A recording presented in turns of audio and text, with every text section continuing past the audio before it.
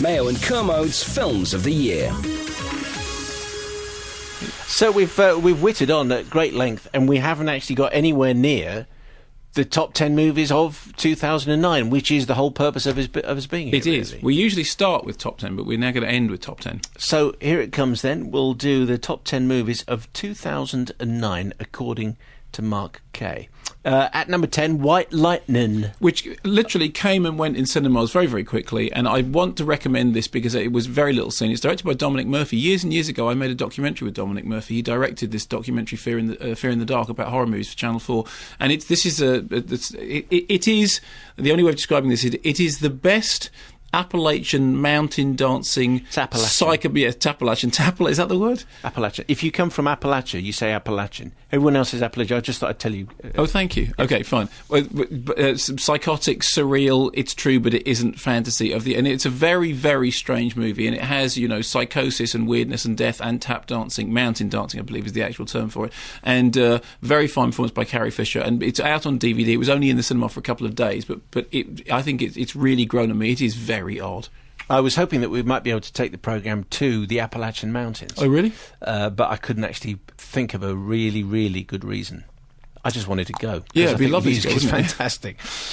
So White Lightning's at number 10. A Serious Man is at number 9. Yeah, and you're slightly surprised by this. Here's why I put Serious Man in. When I first saw it, you and I discussed this on the London Film Festival programme that we did for the Culture Show, and I said it's a strange, widgety little movie. It was like the Coen brothers. They'd had. I still don't know what that means, but you did say that. They'd had, they'd won the Best Picture Oscar with No Country for Old Men, then they'd done that kind of guest list movie in The Shape of Burn after Reading. Then they made this thing. When I saw it, I thought, I really like this, but it's got very limited appeal.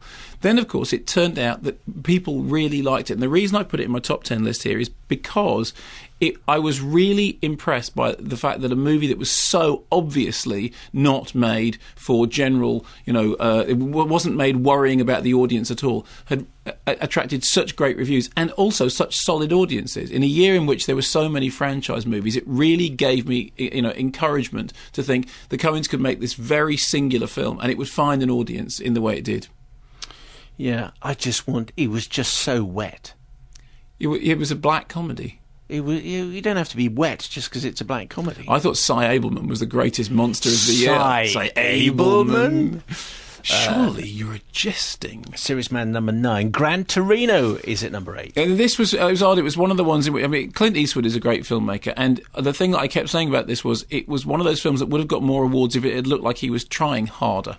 It was almost like everyone just went, yeah, but he's just doing that in his sleep. And it was a great movie, and it effectively did for the Dirty Harry character what Unforgiven did for, the Man Without Name and Man With No Name. And I just thought it was a really lovely piece, and there's just something about the way that Clint Eastwood directs that it's like he's just not trying. He's got such a fine understanding of cinema. He's so lean, he's so unfussy, it's so uncluttered. It's just a really fine piece of work, and he gets to say the line over and over again in the movie, which became his signature for the year, which was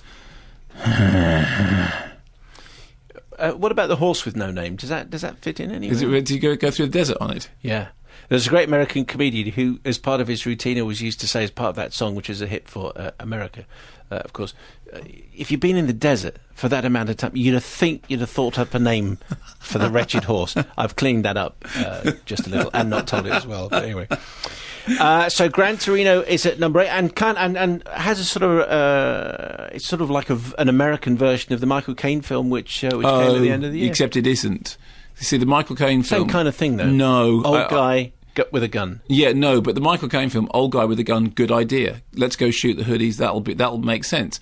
The whole point of Gran Torino was, no, violence won't solve anything at all. And of course, without wanting to give away the end does not turn into him going out and sorting everything out with a gun. In fact, it's a religious allegory. 7, this year's number 7 is Helen. This week's number 7 is Helen. Week's number 7. Again, very little seen movie, which I really, really liked, and I sort of attempted to sort of flag up on the programme, so anybody got a chance to go and see it. It's a very low-budget British movie about a young woman... Called Helen, who is it's about a girl disappears, somebody else is cast to play her in the police reconstruction. It kind of owes a lot to Antonioni and blah, things things like that. And I've now seen it 4 or 5 times, and it's a beautifully mysterious British movie that cost no money to make whatsoever, and has a very strange, creepy feel about it. And again, I would have loved it to have had a wider release, more, to be seen by more people. But I was very encouraged to see that Philip French mentioned it in his roundup of the year as well. He liked it very much. It's a very, very fine piece of work. Your extensive wide reading, that'll be The Observer. The Observer, yes. It must be great fun in your house reading the papers. Antichrist at number 5. Well, that's preposterous. Yeah, let's go back to number 6, which you've skipped over. Oh, yeah. We've got Moon at number 6. Yes. Now, you've seen Moon, right? No. Oh, but we had him on the programme. We had Mr. Moon. We had Mr. Moon. We had Mr. Moon on the programme. It hadn't come out at that time, and only you exclusive reviewers had seen it. That's right. This was the Edinburgh Film Festival. It was Duncan Jones, his debut feature. Of course, it's done very well since then. Duncan Jones, as you pointed out, when we did the interview with him, you said, how long can it be in an interview before somebody says, formally, Zowie Bowie? Yeah, because he's David Bowie's son, but of course you can't start with that. You can't introduce him as that. But it kind of came up in the conversation. But what happened, what was in the case of your interview with him, was that he brought it up, not you, because he said, the best way. I used to knock around making Super 8 cine films with my dad, and then you went, who was? You see, you've given me an opening there. You're going to. It's a really fine piece of work. I mean, it's. I have to say, when I saw it, I didn't. It didn't clock. I just saw the name Duncan Jones. I didn't clock, oh yes, Duncan Jones, formerly the artist known as Zowie Bowie.